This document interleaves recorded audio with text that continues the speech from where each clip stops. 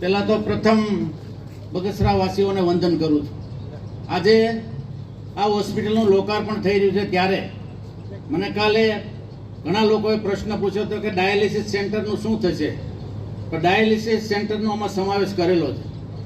કોઈ પણ સુવિધા ઘટશે નહીં એના માટે અમે પ્રયાસો કરી રહ્યા છીએ અને આજે આ સુવિધા ઘટવા નહીં દે એના માટે આપણા માનનીય મંત્રી સાહેબ આપણી વચ્ચે છે ત્યારે આ સુવિધામાં કોઈ પણ પ્રકારની ઘટ હશે, ડૉક્ટરો પણ ઘટતા છે તો પણ જે આ ડૉક્ટરો ઘટ છે એ પણ પૂર્ણ થશે.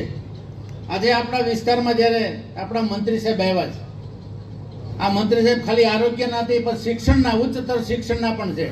આપણને સાયન્સ કોલેજ આપી છે એ આપણા માનનીય મંત્રી શ્રી ઋષિકેશભાઈ પટેલ આપી છે ત્યારે બગસરા વતી એનો ખૂબ ખૂબ આભાર માનું છું.